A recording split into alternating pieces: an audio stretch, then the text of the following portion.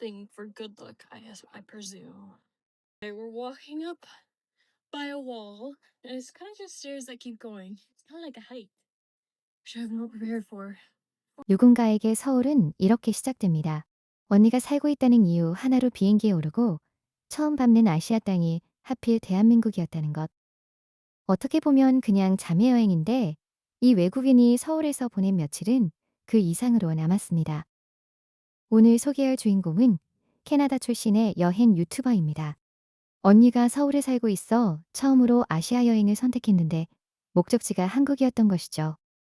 거창한 버킷리스트도 치밀한 계획도 아닌 그냥 언니 보러 왔다가 서울에 제대로 빠져버린 케이스인데요. 자막 곳곳에서 터져나오는 감탄들이 이 여행이 얼마나 특별했는지를 그대로 보여줍니다. 여행의 첫 번째 하이라이트는 경복궁에서의 한복 체험이었습니다. 한복을 빌려 입고 구만을 걸어 다니는 일. 사실 우리한테는 관광 코스 중 하나에 불과하지만 이 외국인에게는 달랐습니다. It's a really nice day today. We're going to the kind of the main palace. We're good. Yep, that one. And we're gonna do our handbox. 직접 미쳤다는 말이 나올 정도로 흥분했던 한복 체험. 본문이 연분홍 한복을 차려입고 경복궁 안을 거니는 모습은 그 자체만으로 영화의 한 장면 같았는데요. 유럽의 어느 도시에서도 이런 경험은 불가능합니다. 왕이 살았던 궁궐 안에서 그 시대의 의복을 직접 빌려 입고 걸어다니는 나라. 그것도 누구에게나 열려있는 공간에서 말이죠. 한복 대여 시간이 끝난 뒤 두 사람은 경복궁 바로 옆 카페로 향합니다.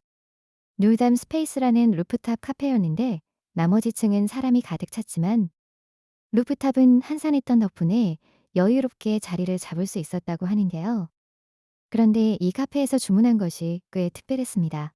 블랙 세서미 라떼, 즉 흑임자 라떼와 함께 미래의 자신에게 편지를 쓰는 엽서 프로그램이었죠. 엽서를 구매해 편지를 적고 1년 뒤에 자신에게 배달이 되는 시스템. 처음엔 어떻게 작동하는지 몰라 우왕좌왕했지만 편지를 다 쓰고 나서는 잘 해냈다며 스스로를 격려하는 모습이 꽤나 귀여웠는데요. 흑임자 라떼를 한 모금 마시고는 너무 달지 않고 흑임자 향이 진하다. 만족스럽다는 평가까지 남겼습니다. Yeah, it's good. Not too sweet and a good black sesame flavor. 사실 한국의 카페 문화는 외국인들이 서울에 왔다가 가장 자주 언급하는 요소 중 하나입니다. 단순히 커피를 마시는 공간이 아니라 테마가 있고 경험이 있고 특별한 메뉴가 있는 곳. 캐나다에서는 흑임자 라떼를 파는 카페를 찾는 것 자체가 쉽지 않은 일인데 서울에서는 경복궁 옆 골목만 들어가도 이런 감성. 카페가 즐비하게 늘어서 있다는 것이 얼마나 특별한 일인지를 이 외국인은 직접 경험하며 느끼고 있었던 겁니다. 다음 날은 분위기가 완전히 달라집니다. 번화한 관광지에서 벗어나 버스를 2번 갈아타고 도착한 곳은 부암동. 조용하고 덜 알려진 동네를 일부러 찾아간 것이죠. 낙산공원 성곽길을 오르다 계단이 끝없이 이어지는 걸 보고는 두 사람은 웃음을 터뜨리며 포기를 선언하는데요. Thing for good luck, I presume. They were walking up by a wall, and it's kind of just stairs that keep going. It's kind of like a hike, which I have not prepared for. 준비 없이 왔다가 성곽 하이킹이 되어버린 상황에 박장대소하는 두 사람. 그런데 이게 오히려 한국의 매력을 잘 보여주는 장면이기도 합니다. 도심 한복판에서 버스 한 번 타면 닿을 수 있는 곳에 이런 성곽길과 고즈넉한 동네가 존재한다는 것. 서울이라는 도시가 단순히 빽빽한 빌딩 숲이 아니라 산과 성곽과 골목길이 공존하는 도시라는 걸 이 외국인은 짧은 산책 하나로 몸으로 느꼈던 거죠. 부안동에 들른 진짜 목적은 따로 있었습니다. 현지인들 사이에서 유명하다는 베이커리 스코파였는데 브라우니와 얼그레이 로프를 구매해 밖에서 바로 맛보는 두 사람. 기대하던 그 맛이 정확히 났다. 오늘 우리가 이상한 걸 원했던 게 아니라 그냥 편안한 맛이 필요했던 것 같다는 말을 하는데요.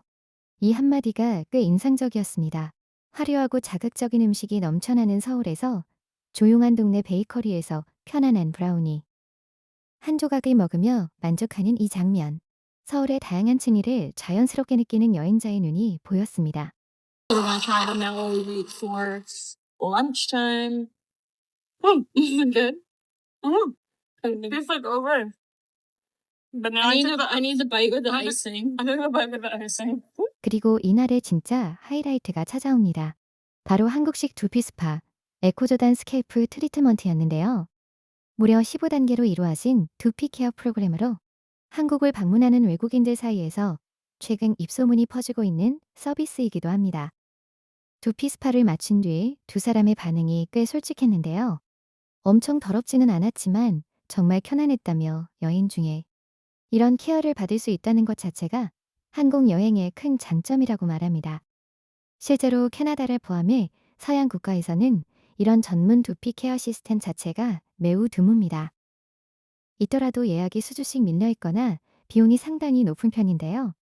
한국에서는 여행 일정 중 한 번쯤 들릴 수 있는 코스가 되어 있다는 게 외국인들에게는 꽤 충격적인 부분이기도 합니다. 편안하고 싶다면, 여윳돈이 있다면 충분히 추천한다는 말을 남길 정도였습니다. 마지막 날들은 망원시장과 홍대 일대로 향합니다.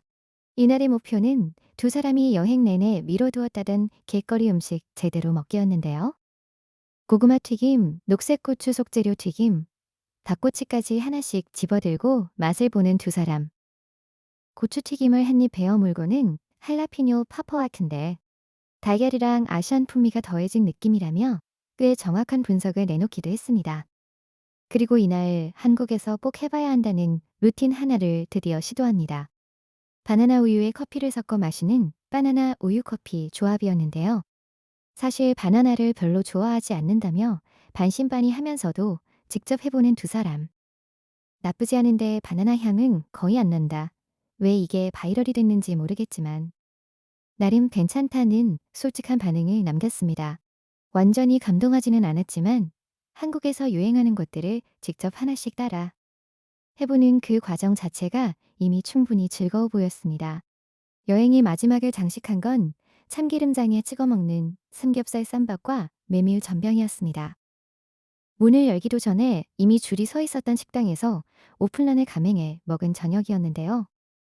이 여행에서 가장 좋아했던 저녁 식사였다며 완전히 빠져든 그 모습이 진심 그 자체였습니다. 직접 원하는 재료를 골라 쌈을 싸먹는 한국식 밥상의 방식. 그것 자체가 이 외국인에게는 처음 경험하는 미식의 형태였던 겁니다. 떠나는 날 아침, 이 외국인은 짧은 소회를 카메라에 남겼습니다. 아시아 여행은 처음이었는데 서울이 첫 번째였다는 것, 반드시 다시 오겠다는 것, 그리고 언니의 서울 생활이 어떤 것인지 이제는 조금 알 것 같다는 것. 서울이 우리를 잘 대해줬다고 했습니다. 서울 트리티드 어스 소웰. 처음 아시아 여행을 서울로 선택했던 그녀에게 이 도시가 남긴 첫 인상은 그런 말이었습니다. 우리에게는 매일 지나치는 경복궁 앞길, 버스 두 번이면 닿는 부항동 골목, 당일 예약이 가능한 두피 케어샵. 그 모든 일상이 누군가에게는 생애 처음 경험하는 가장 특별한 여행이 되고 있습니다.